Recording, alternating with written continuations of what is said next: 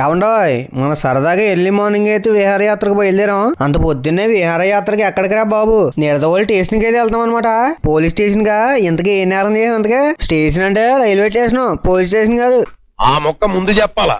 అలాగే sir. Climate చూసారా ఎంత అందంగా ఉందో చూడడానికి. చలి కూడా అదే విధంగా ఉందనుకోండి ఎర్లీ మార్నింగ్ కాబట్టి. ఈ రోడ్ల దెబ్బకి అయితే ఒళ్ళు పులిసిపోతుంది, మామూలుగా ఉండలేదు అసలు. ఎక్కడ చూసినా రోడ్డు మీద గుంటలే కనబడుతున్నాయి. ఐ మీన్ రోడ్డు మీద గతుకులు అనమాట. మనం పంగిడి టు నిడదవోలు వెళ్ళే రోడ్డు మొత్తం డ్యామేజ్ అయిపోయింది. ఇంతకు ముందు ఎప్పటి నుంచే డ్యామేజ్ ఉందనుకోండి.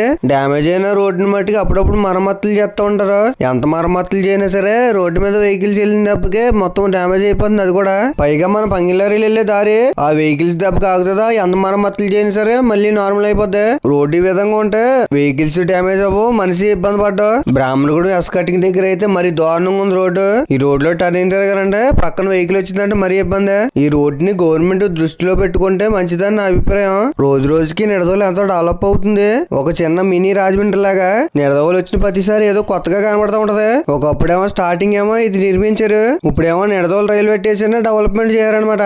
ఎంతో చక్కగా రైతు పొలాన్ని దున్నుతున్నది అయితే సెట్ చేశారు. చూడడానికి చాలా బాగుంది.